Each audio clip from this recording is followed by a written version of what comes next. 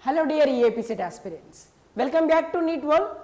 So today we will be discussing solutions. In continuation to the last topic or last discussion, we will be discussing Raoult's law today. Okay, so in the last class I have covered concentration terms as well as Henry's law right now. So today we will be discussing Raoult's law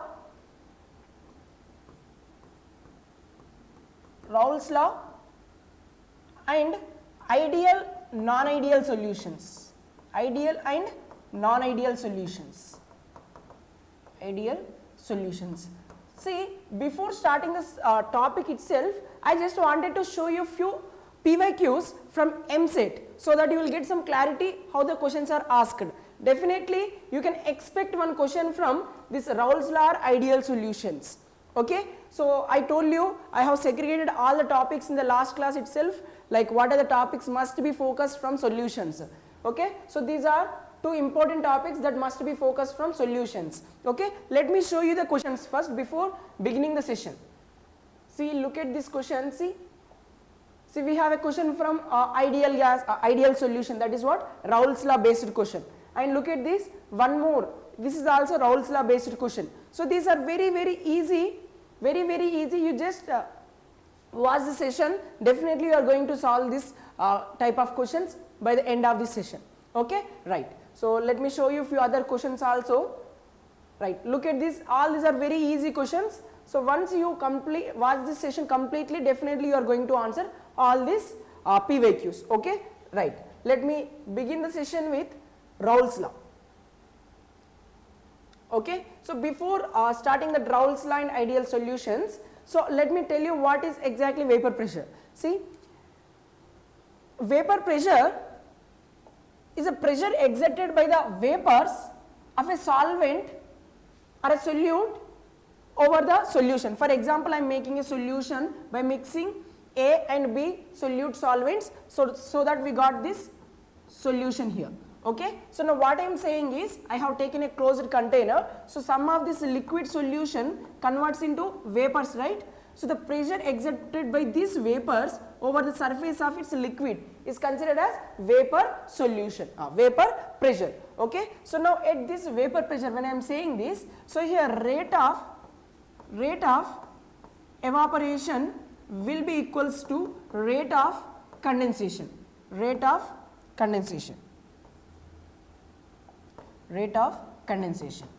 Okay, so this is what you need to remember at vapor pressure. See, what do we mean by vapor pressure? The pressure exerted by this liquid over the pressure exerted by these vapors over the surface of its liquid is called its vapor pressure. Okay, so now vapor pressure will be more for volatile components. Why we are saying volatile components? See, volatile components have lower boiling point. What I am saying, volatile compounds have lower boiling point, therefore they will easily get vaporized. Now they will exert more vapor pressure. That's it now. So what I am saying, volatile compounds have low boiling point, so they will easily get vaporized and show or exert more vapor pressure. Okay, right. Let me discuss what are the factors affecting on this vapor pressure. There are two factors to be remembered here. One is intermolecular forces. What I am saying, one factor is intermolecular forces and the other factor is temperature.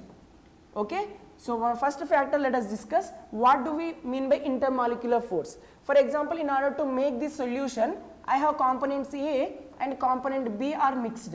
Okay, so if I say there are lot like very effective intermolecular forces, it means intermolecular attractions are there. If I consider between these AA molecules, let us say there is intermolecular force of attraction. Now what happens, this won't get vaporized now due to having larger intermolecular forces. So greater intermolecular forces that binds both molecules, both components together. So the amount of energy required to separate them will be high. It means higher temperature is required. So what I am saying, if more intermolecular forces are there, lower will be the vapor pressure. Simply you can remember like this. See, I am giving you vapor pressure is inversely proportional to intermolecular force of attraction between the components here. Okay, so more intermolecular forces, lower will be the vapor pressure. That's it. For example, you can see this. I am writing ethyl alcohol CH3 CH2 OH. Okay, and CH2 OH and OH. Similarly, one more, I am writing triol here, I am writing CH2, CH, CH2, OH, OH, OH. Now look at these three compounds, what you are observing. So in the first compound we have only one OH group, but in the second compound we have two OH, in third three OH. So now what happens, if you take the solution of this ethyl alcohol or this ethylene glycol or this glycerol separately, now what happens, due to the intermolecular forces, what do we mean by intermolecular forces here? The hydrogen bond of these OH groups with the other OH groups of the this ethylene glycol will be more now. So due to stronger or more intermolecular force of attractions or more intermolecular hydrogen bonding, so this molecule will be having more intermolecular forces, I can say more intermolecular force of attractions will be there, therefore its vapor pressure will be less. Now vapor pressure will be less in which case? In the vapor pressure will be less in the third case. Why in the third case? Because it has more intermolecular forces. Due to hydrogen bonds in this compound, more hydrogen bond, that is what more intermolecular force of attraction, lower will be the vapor pressure. So vapor pressure in order, if I ask, this should be your answer. Okay, I hope the application of this the factor affecting of intermolecular force and vapor pressure is clear. Okay, the next one, temperature.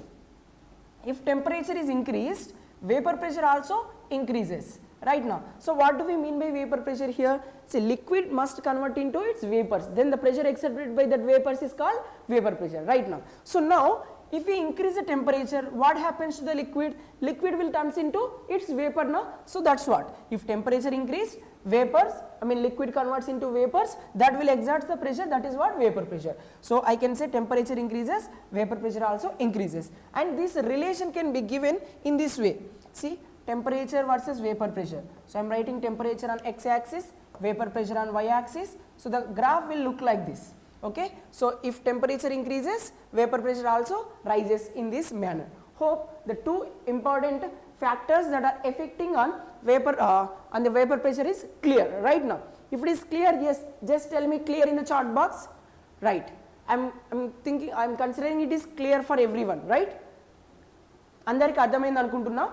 Next, let us move forward with a few more things. See what I am saying, if intermolecular force of attractive forces are decreases, vapor pressure increases. Okay, if it is having lower intermolecular force of attractions, then its boiling point will be less, easily converts into vapors, so vapor pressure will be more. Okay, hope this is clear. Okay, so now once again I am saying one more point here. If boiling point is lesser, for a component boiling point is lesser, its vapor pressure will be more. Okay, for example, I am saying a liquid A is having boiling point of 100 degrees Celsius, and liquid B is having boiling point of 150 degrees Celsius. Okay, now tell me in which case vapor pressure will be more. See, boiling point of B is more now, it means boiling point of B is more means the amount of energy or heat required to convert this B into its vapors will be high right now. So the amount of energy is more means temperature required is more here. So more temperature required, so lower will be the vapor pressure. See what I am saying? See, like A will be easily converts into its vapors now. So vapor pressure of A will be more than B. So A vapor pressure will be more than B. So lower boiling point, greater the vapor pressure, you can think, you can consider. Hope this statement and this conclusion also clear, right? Let us move forward with few more discussions. Right. Again, so what do we mean by boiling point? See, boiling point is a temperature at which, the boiling point is a temperature at which vapor pressure of a liquid will be equals to the atmospheric pressure. Generally what we are saying atmospheric pressure, that is what 1 atm can be also written as 760 mm of Hg. Okay, mm of Hg. So now if the vapor pressure is equals to this 1 atm pressure, then we can say that for that particular solution we have reached its boiling point. The temperature at which the vapor pressure of that liquid will be equals to atmospheric pressure is considered as its boiling point. Hope this is clear right now. Okay, so that's why we are saying for water boiling point will be 100 degrees we are discussing, we are considering now. So at 100 degrees Celsius, the water liquid state, which is in liquid state, will be converting into its vapor phase, into its gaseous form, okay, vapor phase. Okay, so this is the equilibrium state will be observed or seen at this 100 degrees Celsius. That is what we are saying. The boiling point of water will be 100 degrees Celsius or 373 Kelvin we are considering. Hope this is clear. Right. Let us move forward. Right. Next one is Raoult's law. So what is Raoult's law here? Let us understand. See, you just take a beaker. Raoult's law here, very easy, interesting, look it here. I will try to give in the minimal and clear explanation, with the minimal story, with a clear explanation I will give you. Just look at here. See, I am taking a container. So in this container I am taking two components. So I can say the solution is a binary solution made up of component A and component B, and both of them are volatile components. What I am saying? So both of them are volatile components. I have mixed in this beaker to make the solution. Okay, this solution is now volatile solution. What I am saying? It's a volatile solution formed by a mixture of component A, B. Okay, both of them are volatile here I am saying. Then now what happens, since both of them are volatile now, so now what happens? So this is our solution in this beaker. So this solution will be, since it is volatile, it will convert into its vapor, right? So there will be some vapors here, right? Vapors of this solution. See, I am saying Na number of moles of A is added, Nb number of B is added to make this solution. Okay, so now in this case, what is the mole fraction of A? If I ask, what will be your answer? It will be written as number of moles of A by total number of moles, that is Na plus Nb. This is what you are making now, right? Okay, hope this mole fraction concept is also clear. So if I ask mole fraction of B also, what will be your answer? Nb by Na plus Nb, that is what N total you will be saying. Now come to the Raoult's law. So what Raoult's law says is, the vapor pressure of a solution of two volatile liquids, two volatile components will be equals to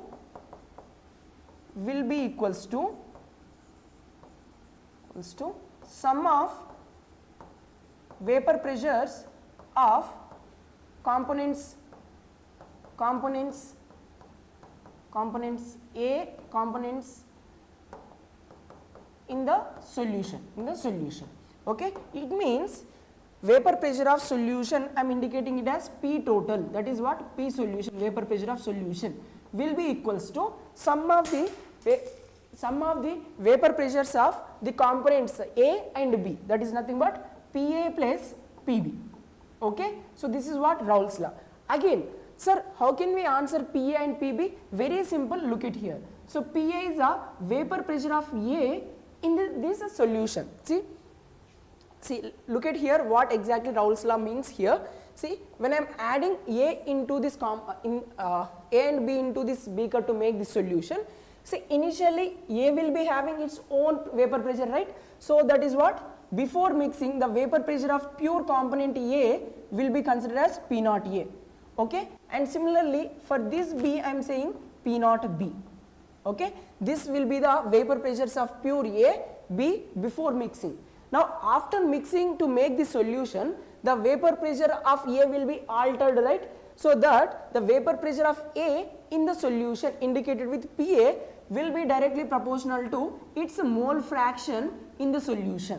So what is the mole fraction of this A will be directly proportional to its vapor pressure. I mean, its vapor pressure is directly proportional to the mole fraction of A in the solution. Okay. Similarly, if I say PB, means vapor pressure of B will be directly proportional to its mole fraction in this solution. Okay. So now I am removing this proportionality and I am writing PA is equals to P naught A. This is a constant value, right? P naught A is a fixed value for this particular component A, that is what fixed vapor pressure before mixing, that is what pure vapor pressure of A before mixing, you can write like this. Similarly, PB can be written as P naught B chi B. Hope this is clear up to here, right? You can write here that formula P total will be written as P total is equals to P naught A chi A plus P naught B chi B, that's it. This is what the Raoult's law, okay. If it is clear, most of your questions can be done, solved with using this one equation, one generalized equation, okay, right. Let me check whether audio, video, everything is clear or not.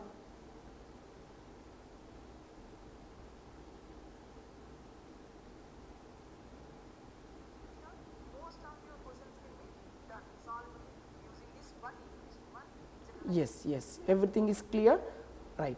Let me move forward with what are the other ways we can make this equation, what are the transformations we can use or modifications we can make for this. So P total can be written as P naught A chi A I am writing now. So we know sum of mole fractions chi A plus chi B will be sum of mole fractions will be equals to 1. So if you don't know what is this mole fraction, molarity, normality, you can just watch in the same channel, just search concentration terms by Ajay Pulla, okay, or Ajay Sir, okay. Otherwise you can watch the previous session also where I have covered few concentration terms that includes mole fraction also, okay. That's it. Hope everything is clear here. So in the place of chi A, I can write 1 minus chi B right now, that's it. So place this chi A as 1 minus chi B, 1 minus chi B. Place, what about this chi naught B, P naught B chi B, that's it, okay. From this I can write P naught A minus P naught A chi B plus P naught B chi B, that's it now, right. So next what we can make here, so bring the terms which are having chi B as a common, P naught A plus what I am writing, you just see here, P naught B minus P naught A chi B, okay. So why I am giving this, yes, there are some questions might be coming on this kind of equation also, or we can draw the graphs for this kind of equations. Now look at this, what type of graphs you can get from here. See, if I have PA, what will be your answer? See, we know a solution is made up of adding AB now, so that is what PA plus PB you are saying P total, okay. I am considering both of them are volatile, that's why P total will be PA plus PB you are saying. If I say A is a non-volatile, now what happens, or B is a non-volatile, you can say non-volatile. If B is non-volatile, now what happens if it is non-volatile, its vapor pressure P naught B will be equals to almost equals to 0. Therefore P total will be considered as PA only, okay. In this case the vapor pressure of solution, that is P total, will be equals to PA only, that is nothing but P naught A chi A, okay. So vapor pressure of solution is equals to P naught A chi A. So from this what type of graph you can expect, y equals to mx type of graph you can get right now. So what is our y here, vapor pressure over here, and the next, so I am simply writing it as vapor pressure, and this side x, that mole fraction of components A and components B you can write like this. So what will be the graph you are getting here? So you will get a graph something like this right now. Hope this is clear. So now for the mixture, both of them are non-volatile, both of them are volatile we are saying now. So let us say this is chi A, where we have chi A equals to 1, and here chi A will be 0, because from here to here if I move, mole fraction is tends to 0 here for A component, and here chi B will be equals to 0, and here chi B will be maximum, that is 1. Hope this is clear, because sum of mole fractions will be equals to 1, that's why I am taking like this, okay. So here when I consider this graph, here at the beginning we have only mole fraction of A, it means composition of B is almost 0 right now. So it means whatever the pressure exerted here at this point, that will be purely exerted by the pure component, that is A component, that is what P naught A is the vapor pressure of this pure component A, right. Similarly here we have B, and chi A is 0, chi B is 1, it means whatever the pressure exerted at this point will be purely by component B now. So let us say this is the vapor pressure, individual vapor pressure exerted by pure component B, that I am writing it as P naught B, okay. Hope this is clear. So using this graph you can get as mole fraction of A is going from 1 to 0 and 0 to 1 here for B, you will get a graph like this. You will get a graph like this. Okay. So what is this line indicating? See, this line indicating that P naught A, that things we discussed now. So this will be PA and this will be giving us PB. Okay. And if I add these 2 points here, this will be giving us P total. It means, what is this P total means? For a particular point, so if I draw like this, at this composition, what is the total pressure of the solution? Comes from using this data. What is P naught B here? P naught B into mole fraction of A, mole fraction of B, and P naught B here. You just use this P total formula. P total equals to P naught A chi A plus P naught B chi B. Okay. So you can use these compositions and you can substitute here to get this P total. Okay. Hope this is clear. Okay. Let me show you 1 or 2 questions, then you feel more confident about this particular concept. Okay. Let me show you first. Look at this very easy and interesting question. Just see, this is from EAPCET, and guys, you can check the PYQs of even JEE or NEET almost equivalent to EAPCET exam only. Okay. So even if you are preparing for EAPCET or any JEE or NEET, you can solve questions from here also. Okay. Right. Let's solve this question once give a try what they are giving in the question.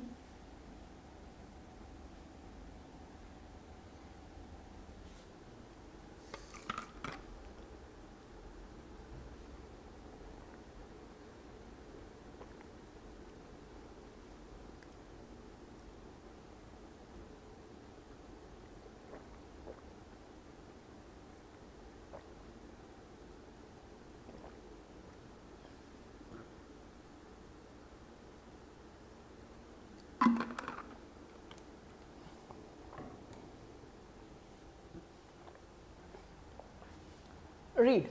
The vapor pressure of pure liquid A is 70 torr at 300 Kelvin and it forms an ideal solution with another liquid B. The mole fraction of B is given as 0.2 and total vapor pressure of the solution is given by 84 torr, given as 84 torr, it is the same temperature.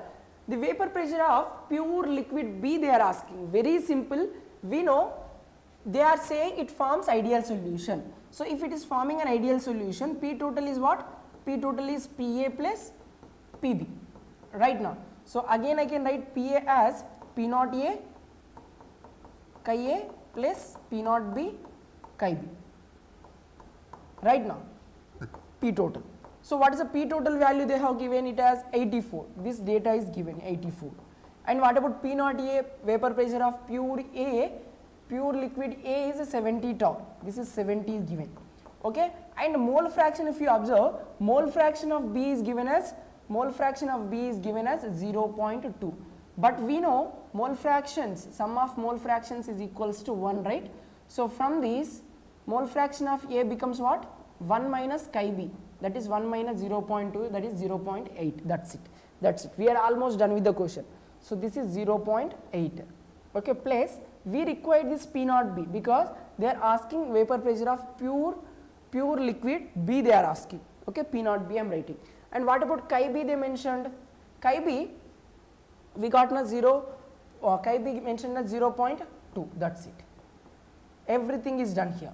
So look at this 0, 8. So we have 56 here and 84 here plus P naught B into 0.2 right now. So from this 84 minus 56 which is equals to P naught B into 0.2. So how much this will be? 84. This will be 14 minus 6, that can be 8. 8 and 7 minus 5, that will be 2. Okay. And this is 0.2 means what we can write? 280 by 2. That's it now. So 140. So 140 torr will be the vapor pressure of pure component B. So how simple the question is?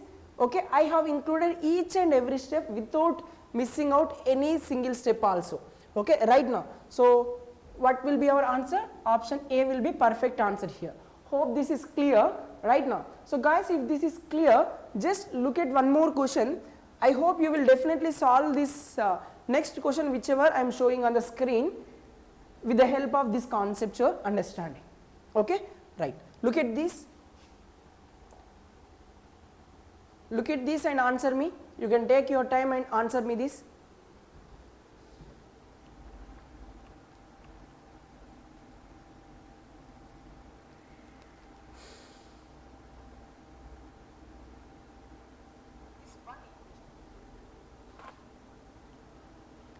Yes, guys, you can answer me that question.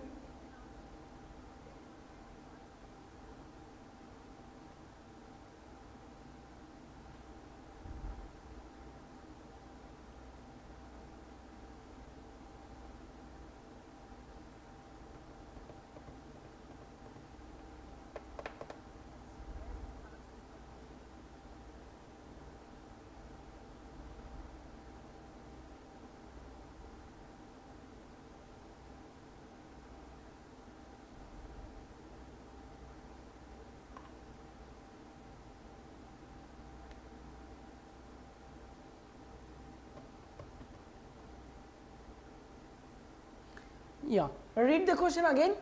What they are saying? 160 grams of non-volatile solute A is dissolved in 54 ml of water at 373 Kelvin. Okay, so what is the vapor pressure of aqueous solution of this A? So now the solution is made up of component A and component B here is our water. Okay, so now what is the vapor pressure of the resultant solution? We got a solution now. This component A in the water gives a solution now. So what is the vapor pressure of this resultant solution? Vapor pressure of aqueous solution of A they are asking. Okay, so tell me how can we solve this question? Very easy again. See what they mentioned here, 160 grams of non-volatile solute A is dissolved. See number of moles of A you can find, that is nothing but given 160 grams. Okay, and its molar mass is given as 160 grams per mole. So number of moles of A will be 1 and number of moles of B will be how many? Number of moles of B, see they have taken water now, two components are there. So one component A is having number of moles as 1 and our component B is water now. So how many moles of water is given? See 54 ml is given. Considering density is equals to 1, we can get density equals to mass by volume, right? So density of water is taken as 1, therefore volume and mass will be equal in case of this water. Okay, so 54 ml they mentioned, I am taking it as 54 grams here. Okay, that's it. Then next, what is the molar mass of water? 18 grams, right now 18 gram per mole, that's it. So you got here 3 moles of water and 1 mole of this particular component A is there now in order to make this solution. Okay, right. So now what they are asking, vapor pressure of this aqueous solution. So vapor pressure of this solution is equals to Pa plus pH2. Okay, and what about Pa here mentioned? So vapor pressure what they are asking, what is the vapor pressure of aqueous solution of A? Okay, very simple here. So they are asking Pa, where they are asking Pa. So what can be your answer? Pa will be equals to P naught A chi A. So what is chi A mentioned here? P naught A. Okay, let me, vapor pressure of aqueous solution of this solution.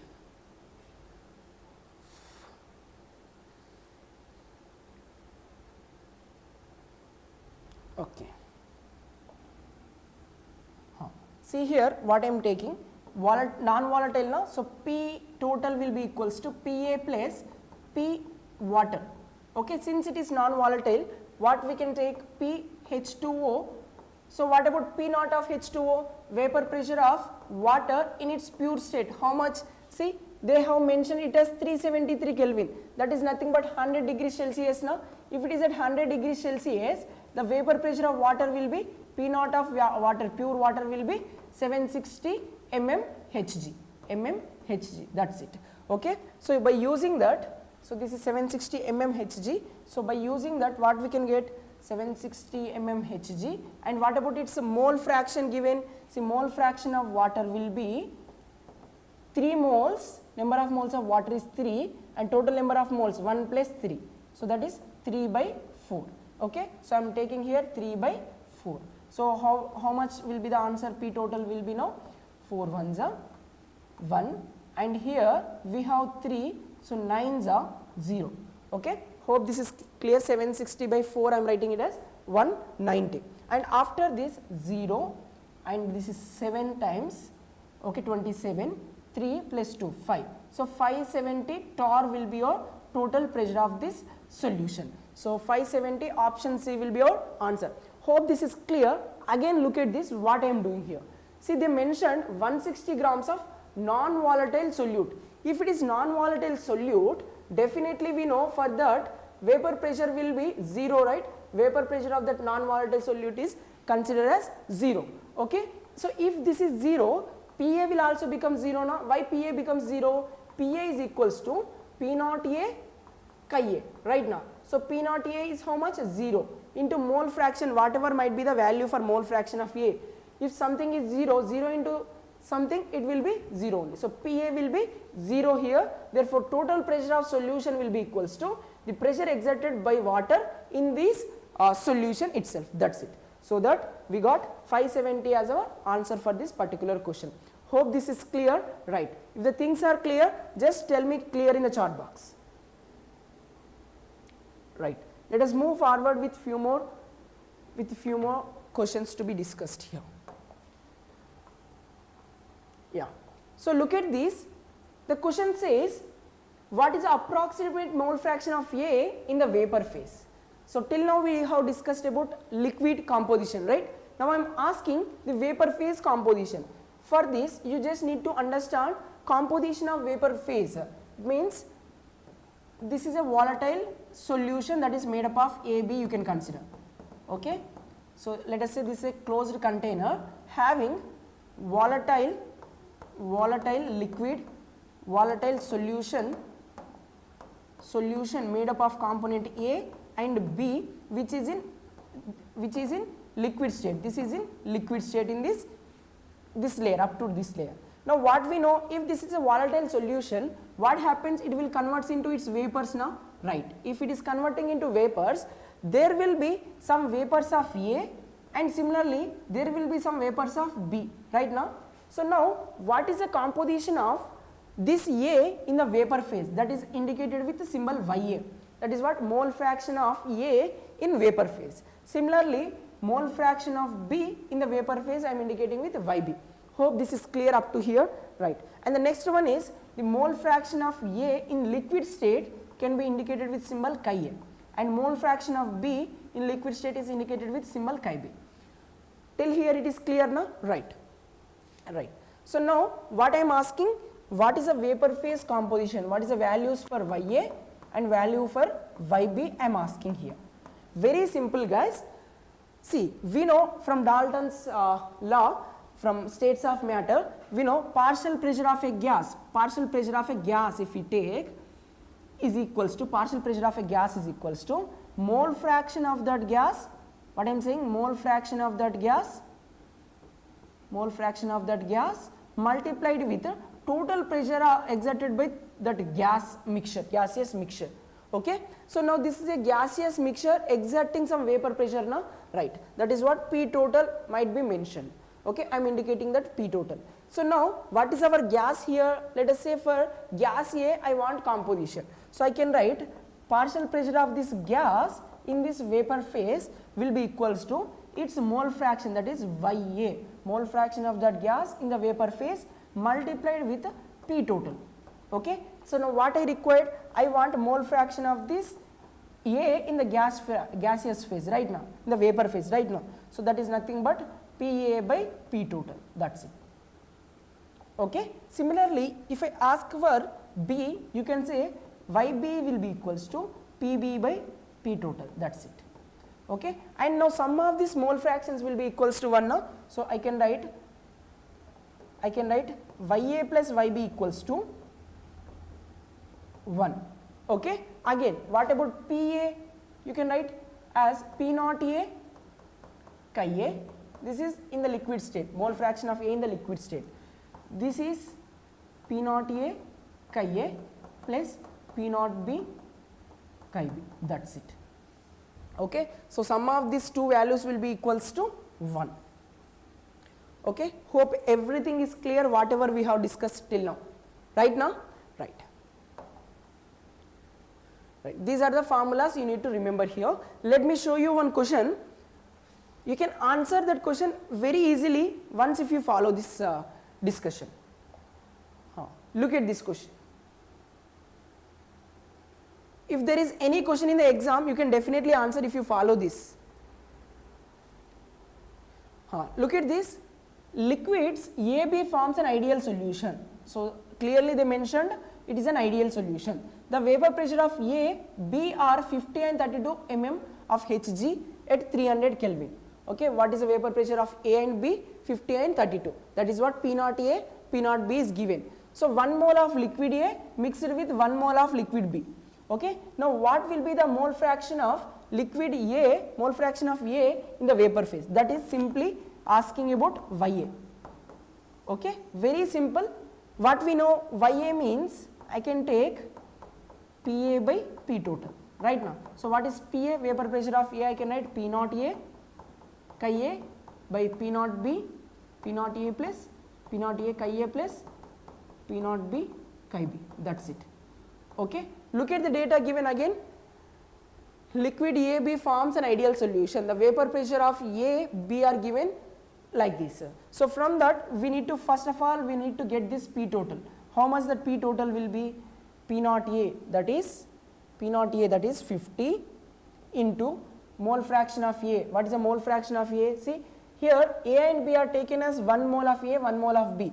That is nothing but number of moles of A is 1, total number of moles is 2. This 1 mole of A, 1 mole of B, that is 1 by 2 plus P naught B is mentioned as 32 and mole fraction of B is mentioned as 1 by 2. That's it.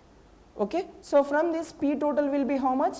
This is 25 and here it is 16. Okay. How much it will be? 41 right now. 30, 40, 41. Okay. So 41 mm of Hg we got, mm of Hg we got. Up to here it is clear. P total we got.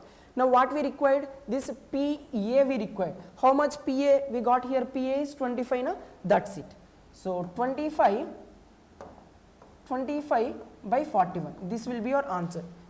How simple it is? So 25 by 41. So this you can take 0 point, so that it will become 250.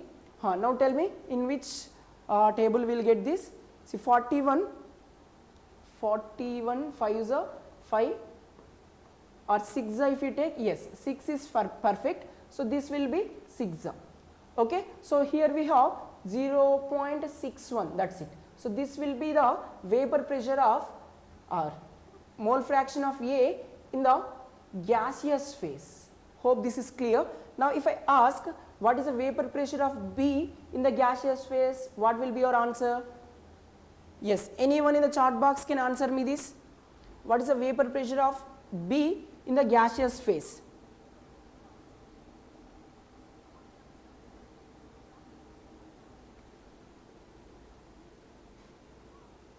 Yes. So what we know, sum of mole fractions are equals to 1 now. So Ya plus Yb equals to 1. So Yb then we can write as 1 minus Ya. Okay. So that is nothing but 1 minus 0.61, that is 0.39 will be your answer for the question. Okay. So as per this what they are asking about Ya only. So 0.61. If in case they ask for Yb, first option will be correct. Hope you got complete concept. See, same model, same question, same model asked in even JEE Mains 2019. Okay. So even if you are preparing only for EAPCET, you can have a try for your JEE exam also if you are an MPC student. And if you are preparing only focusing on JEE Mains, you should definitely try EAPCET also after your JEE exam. Okay. Right. Okay. Let me move forward with few more questions.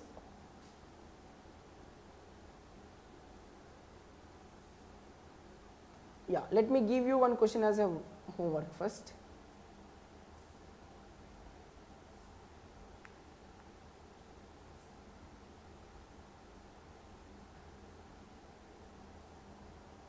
Try this question, or you can try this question. This is a JEE mains question, very simple and easy. You can try same method whatever you have followed in the previous question.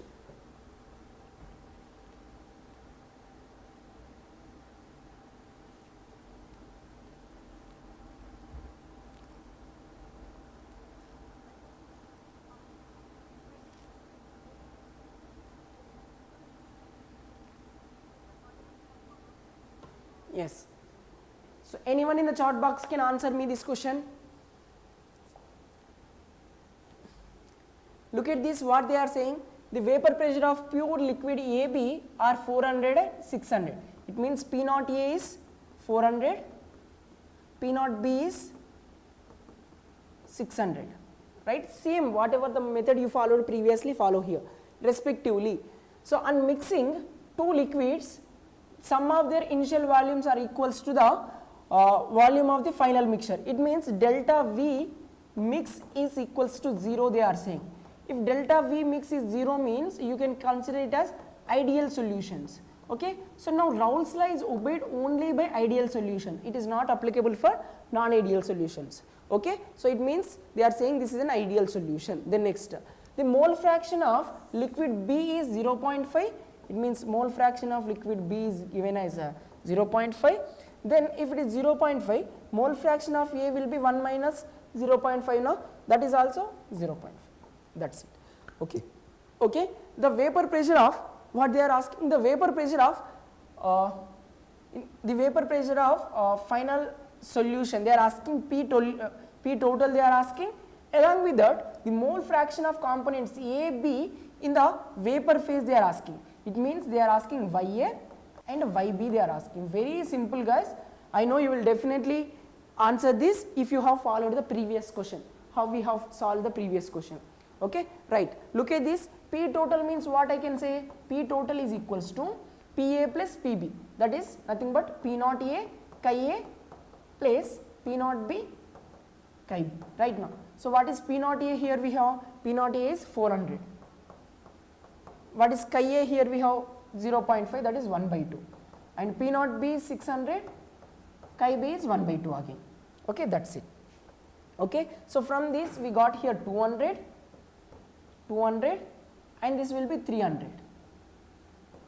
So total pressure is how much now? Total pressure, vapor pressure of this solution is now 500 mm of Hg. So 500 mm of Hg in the first two options, so you can eliminate the other two options. Right, up to here it is clear, right? Next, what they are asking Ya and Yb, very simple. How can we find Ya? Ya is equals to Pa by P total. What is this Pa? Vapor pressure of component A in this liquid. What is Pa value we got here? This is Pa, this is Pb. Right now, this is what total P total. Okay, so Pa value we got it as 200. You take here 200 and P total value as 500. So this is 2 by 5. That is nothing but 0.4. So Ya we got it as 0.4. If Ya is 0.4, definitely Yb will be what? 1 minus Ya, that is 1 minus 0.4, that is 0.6, that's it. So where do we have this kind of option? First one, 0.4, 0.6. So first option will be a perfect answer for this question. Right? Hope this is also clear. Yes guys. If the things are clear, just tell me clear in the chat box.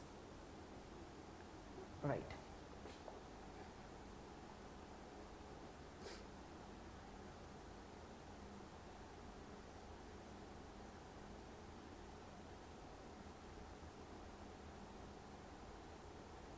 Let me give you few more topics, questions to be discussed or concepts to be learned here. Before solving this, you need to know one more basic one. So what I am saying here, Raoult's law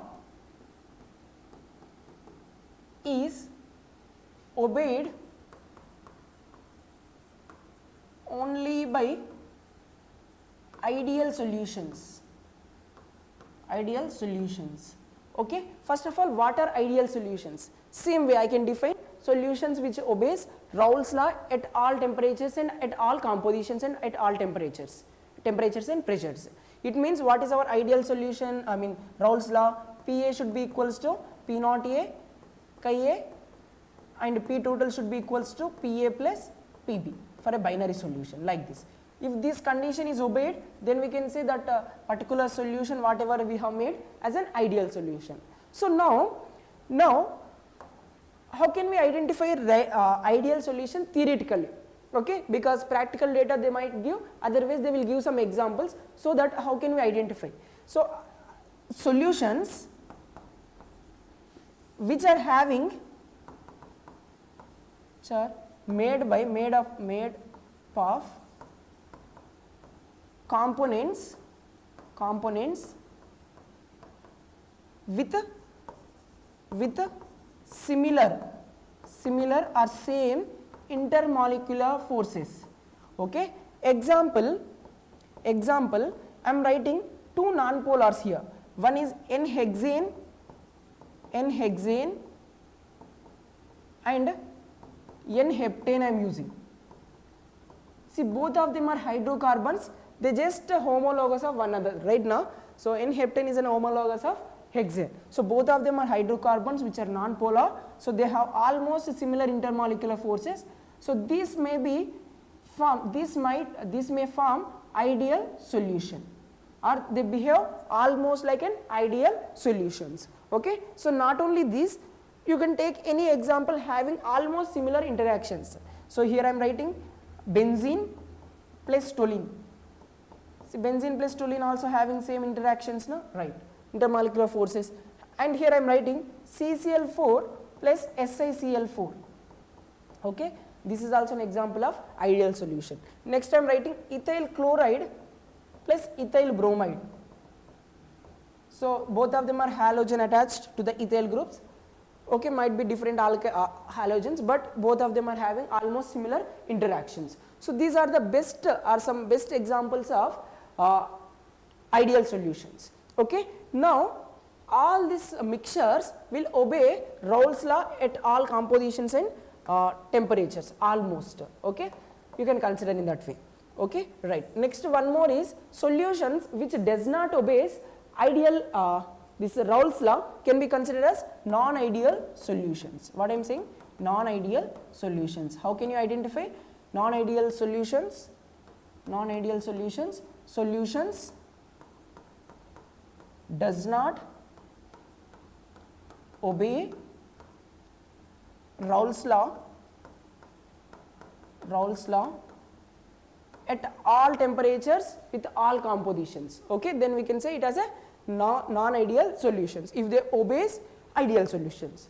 Okay, next. So these non-ideal solutions are two types.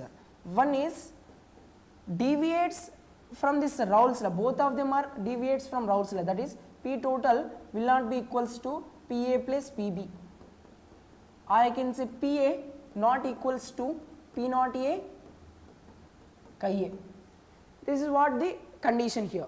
So now this deviation might be having total pressure is greater than the Pa plus Pb or less than the Pa plus Pb. So I can say there are two types of non-ideal solutions. Solutions which deviates negatively, means P total will be lesser here. Negatively deviated solutions or positive deviation solution, positively deviated solution. Okay, I am writing both negative deviation and positive deviation. Okay, so in which case you will be seeing positive deviation, which case you will be seeing negative deviation, we will discuss here.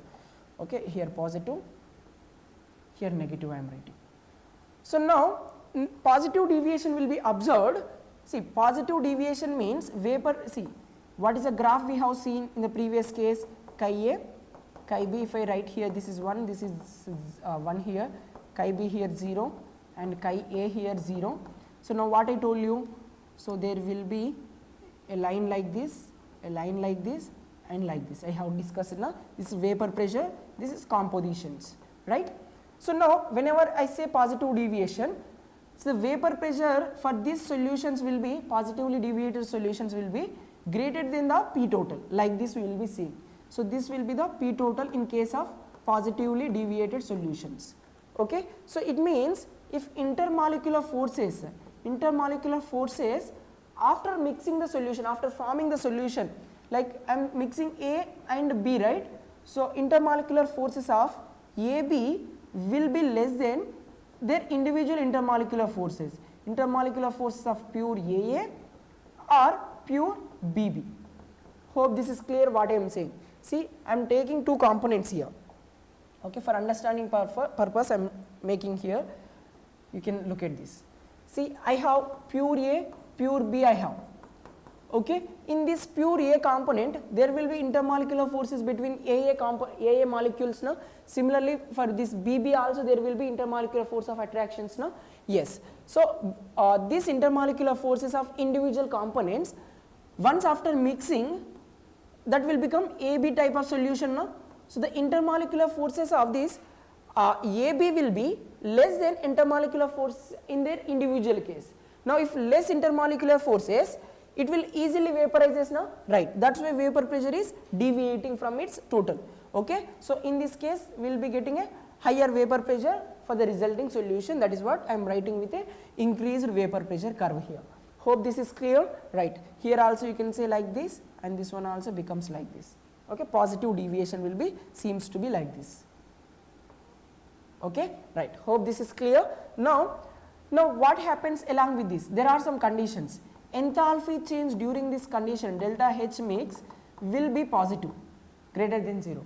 And entropy, what do we mean by entropy? Entropy means measure of disorderness, randomness. Now when we are mixing components AB, see we have individually, if I take this is pure A, this is pure B, but when we mix, see they are becoming AB, some randomness is increasing now. So we can say randomness will be increased whether it is positive deviation, whether it is negative deviation, whether it is an ideal solution. Okay, always delta S mix for the system will be greater than 0, randomness increases. Okay, and along with this you can remember delta G mix. Okay, so Gibbs free energy. See, Gibbs free energy will be dominated by this entropy, therefore this will be always negative whether it is positive deviation, negative deviation or ideal solution. Delta G mix for the system will be negative, you can remember here. Okay, and the next, what about volume change? Delta V will be greater than 0, it means volume is increasing. Why it is increasing? See, if intermolecular forces are reduced, if intermolecular forces are less, the particles will be move away from each other. No? So initially let us understand, I have taken for understanding purpose what do we mean by exactly positive deviation means. I am taking 10 ml of A and 10 ml of B. What could be the resultant volume? 10 plus 10, 20 should be the resultant volume. But due to decrease in the intermolecular forces, the particles will be move away from each other. This 20 might become the resultant, instead of having 20 volume, it might be 20.5, 21, something like that. It means delta V mix will be greater than 0. This is the best way of understanding in a simpler manner. Okay, hope this is clear. When positive deviation, delta V mix is greater than 0, delta H mix is also greater than 0. So delta H mix greater than 0 means you can say this is an endothermic process. It means heat is absorbed by the mixture from the outside. Okay, right. Next, when it is negative deviation, what happens? The intermolecular forces of AB after mixing, after formation of solution will be greater than their individual intermolecular forces for the components. Okay, between AA or between BB. Okay, hope this is clear. Right. Next thing here is what about these conditions? See, negative deviation now, what will be the graph again? Look at the graph. See, questions will, many questions are there on this whatever we are discussing here. I will show you all those. You can easily answer if you follow this concept. Okay, that's why just hold on for just 5 to 6 minutes more, then you can answer any question from this. Okay, see, the curve will be looking like this. Chi B will be 1, chi A will be 1 here, and chi A B will be 0 here, chi A here it is 0. Okay, I hope you know this curve we already made. So this is somewhat looks like this. This is P naught B I told you, and if here we have P naught A, it will be looking like this right now. And I have told this is P total right now. So when in case of negative deviation, what happens? Intermolecular forces are more now. So if intermolecular forces are more, what happens to vapor pressure? More intermolecular pressure, intermolecular forces, lower will be the vapor pressure. We already discussed. So therefore, vapor pressure of the solution will be reduced, so something like this. There it is coming above side, and here it is below side. Hope this is clear. This is why negative deviation, vapor pressure will be decreased now, okay, in this case. So what I can say, in this case, delta V mix will be less than 0. Why less than 0? Again, try to apply the same concept. I am mixing component A as 10 ml and component B as 10 ml. What could be the resultant solution will be having? 20 ml should be the volume we might seen here for an ideal solution. But due to increase in intermolecular forces, it cannot be 20 now. It might be some 19.5 or 19.9, something like that. It is lesser than the actual value, actual resultant value. Therefore, I can say delta V mix is negative here. You can understand in this manner. Okay, hope this is clear. Next, delta H mix is also less than 0. It means, tell me whether it is exothermic or endothermic. See, delta H mix is negative, less than 0 means negative. It means heat is released by the system. From whenever we are mixing, heat is released out. So what we can say, this is an exothermic process. Okay, if you touch the container, you will feel hotness because it is releasing heat. Okay, right. Next, one more thing here, delta S mix. We already fixed S mix will be always greater than 0, whether ideal, non-ideal or non-ideal cases, all the cases, positive or negative. Okay, and delta G mix also negative, here we discussed. Okay, because for a spontaneous process, delta G mix must be less than 0 in all the cases.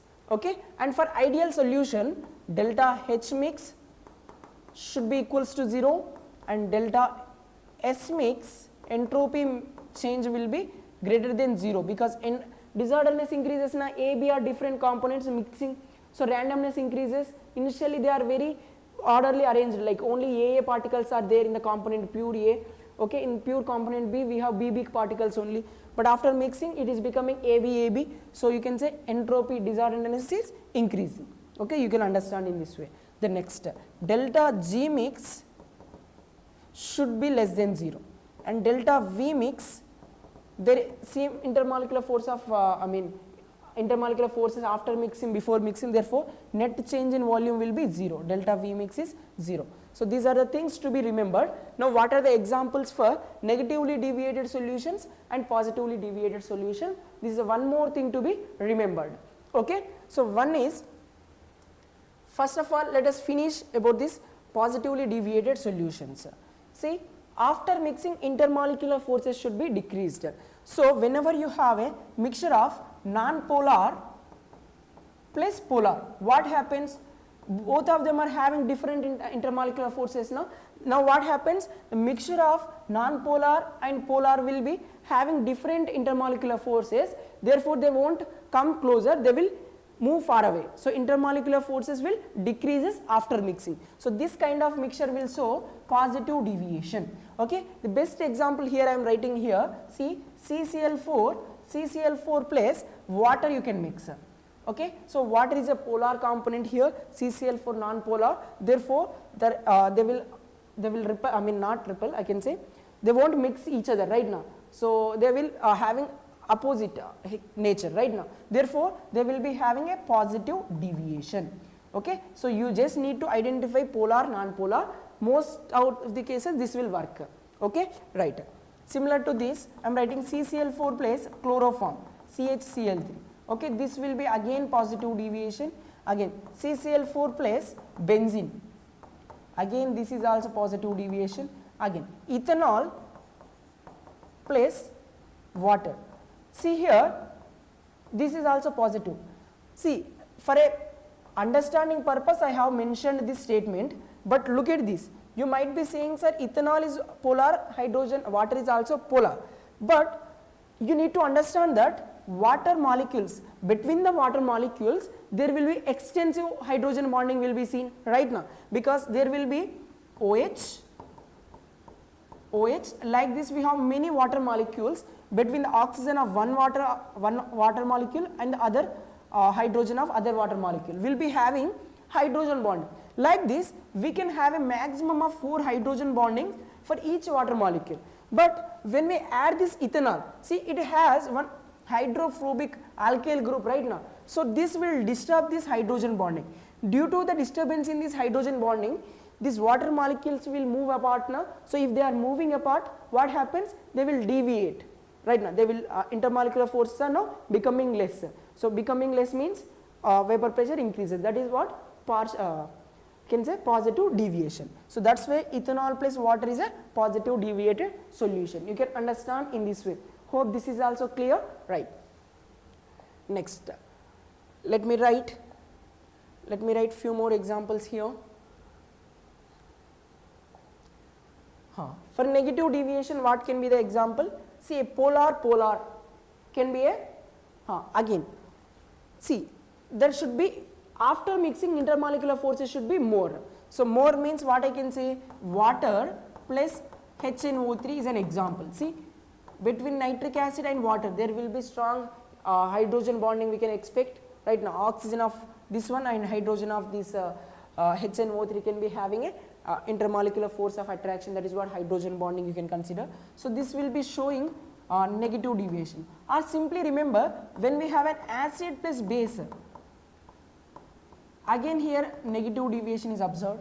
Okay, so after mixing the resultant compound should have a stronger intermolecular forces, that's it. So these are just for purpose, for understanding purpose only, just for making a generalized kind of statement only, but you need to look for each and every example whether they have intermolecular forces more or less or equal after mixing, that's it. This is the basic concept to be used. See, I am saying acetic acid plus pyridine. So tell me, this is acid and base now, so it will be having intermolecular force of attraction. See, they may form salt. After forming salt also all will come together now, so that's why negative deviation I am saying. Okay, all cationic part, anionic part comes closer, so that is what the negative deviation here I am saying. Okay, and after this acetone CH3 twice C double bond O plus chloroform CHCl3. See, between this oxygen and this hydrogen there will be hydrogen bonding. Okay, so due to this reason it will be showing negative deviation. Okay, and chloroform plus water, negative deviation. Okay, mostly with chloroform, if we have any polar compound, that will be negatively deviated solution only. Okay, right. Let me show you the questions. Answer me this fast, quickly. You can answer this. Very easy. Yes, tell me guys. Which of the following does not belong to an ideal solution? See, for an ideal solution, delta H mix is equals to 0, delta V mix is also equals to 0, obeys Raoult's law over the entire range of concentration. Yes, all these three are correct. Does not obey Raoult's law. This is not the perfect statement of the ideal solution. So you can choose option D as your answer for the question. Very simple now, right? You don't need to even waste your single minute time also. Just within seconds, like within 2-3 seconds you can answer, right? So answer me, which of the following is not correct? N-hexane and N-heptane forms an ideal solution, right? This is perfectly correct right now. Next, look at this, ethyl alcohol plus water. It's a positive deviated from Raoult's law. Yes, just now I told you this will disturb, hydrophobic group will disturb the hydrogen bonding of water. So therefore it shows positive deviation. So this is perfectly correct. This is also perfectly correct. They are saying not correct. Chloroform plus acetone, negatively deviation, yes, this is also correct. Ethanol plus water, ethanol plus acetone will be having a positive deviation. It's not an ideal solution. This is a non-ideal solution. So you can choose option D as your answer for the question, right? Next, can you answer me this one? A liquid mixture is an ideal solution if a liquid mixture will be an ideal solution if it is obeys ideal solution if it obeys Raoult's law at all concentrations and temperatures, right. Next, solute solvent and solvent interaction should be similar, then we can say it is an ideal solution. This is perfectly correct, this is also correct. See, there is no point of discussing about ideal gas because these are liquids, right. So 2 and 3 are the perfect here. So option C will be perfect answer for this particular question, right. Let us move forward. Which of the following is or not correct for methanol and acetone mixture solution? Again very easy, methanol and acetic acid. Tell me what could be your answer for this? Yes. So look at these all the examples and let me know your answer in the chat box for this. And along with this I am showing you few more questions. Yes, this question also you can answer me. What about ideal solution? What are the correct conditions here? Delta V mix, these things. Just again, carbon dioxide and water, they are forming this compound. So it is an example of ideal. Is it ideal or non-ideal? So what is your understanding from the class? Okay. So based on you can answer me these questions. I am going to respond in the chat box. If you answer this, even if it is wrong, I am going to look into it. I can definitely make it correct if it is wrong. Otherwise, I will support you if it is correct. Okay. Anyways, I am going to respond for your answer in the comment box. Okay, guys. Right. Let us move forward. Okay. So now, what are azeotropes? Now we have discussed about what? Ideal and non-ideal. Those solutions, first of all, azeotropes are formed by non-ideal solutions. Okay. Especially non-ideal solutions here, we have two types, positively deviated, negatively deviated solutions. So azeotropes are formed by non-ideal solutions first. This should be clear. Azeotropes are formed by non-ideal solutions. Again, non-ideal solutions having large positive deviation will form minimum boiling azeotropes. Okay. And non-ideal solutions which are having large negative deviations form maximum boiling azeotropes. You can remember these two statements. After this, what exactly azeotrope mixture means? See, azeotropes means these solutions boils without changing their composition in the vapor phase also. Generally what happens, if we have a solution, that is made up of component A and B, okay. Now if we try to do the distillation, what happens to the solution? This solution which is in liquid state converts into its vapors. When it is converting into vapor, what we know, the component which is having lower boiling point will be vaporizes first and that vapors can be separated out. Right now, this is what the composition will be varied in the vapor phase, so that the one which is coming out early, faster, that will be removed as outside. Therefore, we can separate A component and B component from this solution, right. This is what normal distillation method we will be using. But azeotropes means if I heat this for distillation purpose, now when I am heating this complete whatever the composition in this liquid state we have in this solution, that same composition will be appears in this vapor phase. It means, do we see any change in the composition? No. How many moles of A and B are there in the solution liquid state, same will be there in the vapor phase also. It means again if you condensate this, you will get a solution which is having same composition as your initial one. So is there any point of doing distillation? No, right now. So this is what the azeotropic compounds are. Okay. So azeotropic compounds or azeotropic mixtures boils without changing their composition in their liquid state or in their vapor phase. Okay. So we can simply call them as azeotropes are constant boiling mixtures. Okay, right. Constant boiling mixtures. So you can understand this by reading this line, composition of liquid mixture at which distillation cannot separate the two liquids because condensate has same composition as of this azeotropic mixture. So condensate and initial mixture, that is whatever the mixture we are taking, both will be having same composition. That's why we cannot separate them.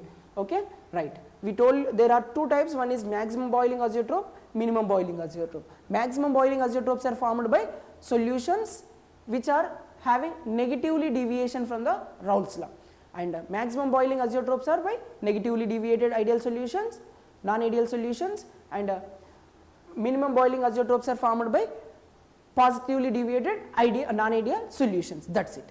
Okay, hope everything is clear, right? So in the next session